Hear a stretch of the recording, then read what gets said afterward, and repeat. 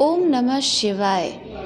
शिव जो न किसी को छोटा देखते हैं न बड़ा, जो पापी को भी गले लगा लें।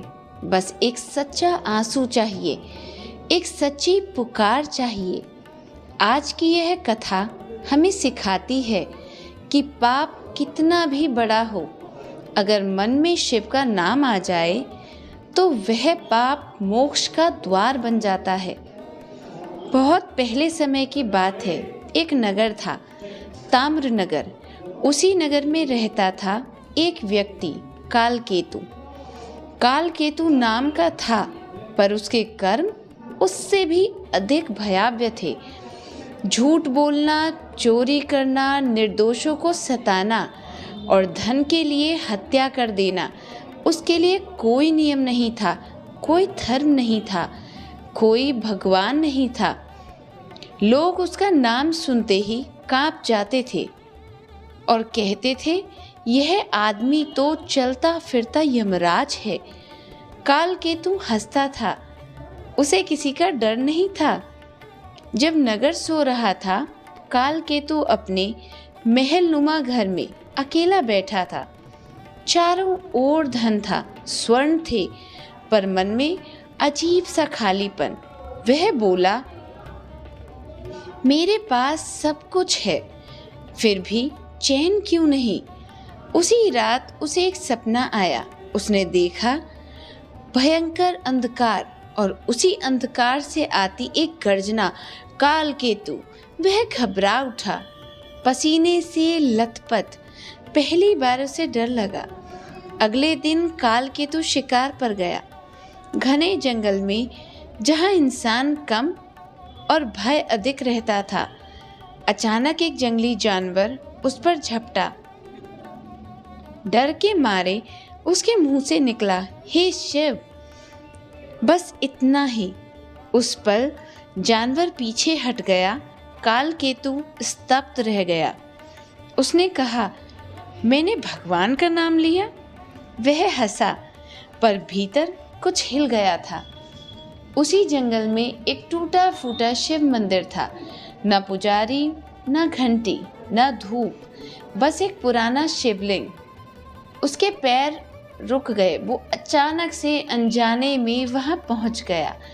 उसने शिवलिंग को देखा। ना कोई डर, ना कोई उपदेश, बस शांति। वह बोला, अगर तू सच में भगवान है तो मुझे चैन क्यों नहीं देता। कोई उत्तर नहीं आया, पर उसकी आंखों से आंसू बह निकले। पहली बार उसने रोकर बात की। कुछ ही दिनों में कालकेतु के पाप सामने आने लगे। उसका धन लूट लिया गया। उसके अपने लोग धोखा दे गए। रोग ने शरीर को जकड़ लिया। वह बिस्तर पे पड़ा तड़प रहा था। रात को वह बुदबुदाने लगा, ओम नमः शिवाय, ओम नमः शिवाय। उसे खुद नहीं पता था वह क्यों जप रहा है। एक रात उसे स्वप्न में शिव दिखाई दिए। जटाजूट, भस्म लिप्त शरीर, करुणामयी नेत्र। शिव बोले, कालकेतु, तू पापी है, पर तेरा पश्चाताप सच्चा है। कालकेतु रो पड़ा, प्रभु, मैंने जीवन भर पाप किए हैं, क्या मेरे लिए कोई स्थान है। शिव मुस्कुराए, जहाँ पश्चाताप है वहाँ मैं हूँ। अगली सुबह कालकेतु ने अपना सारा धन गरीबों में बांट दिया। जिसे दुख दिया था उससे क्षमा मांगी, जिसे सताया था उसके चरण छुए। अब उसका दिन शुरू होता ओम नमः शिवाय से और ख़त्म भी उसी से। वह उपवास रखने लगा, शिवलिंग पर जल चढ़ाने लगा। लोग हंसते थे, देखो पापी साधु बन गया है, पर कालकेतु मुस्कुरा देता। लोगों की बातों से नहीं, शिव की कृपा से जीना सीख लिया। एक दिन भयंकर महामारी फैली। लोग भाग रहे थे, पर कालकेतु रुका। वह बीमारों की सेवा करने लगा अपने हाथों से। एक रात वह शिव मंदिर में गिर पड़ा। उसके मुख पर मुस्कान थी।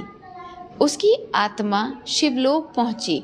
ना यमदूत ना दंड, शिव स्वयं सामने खड़े थे और बोले, कालकेतु अब तू मेरा भक्त है, अब तू कालकेतु नहीं रहा।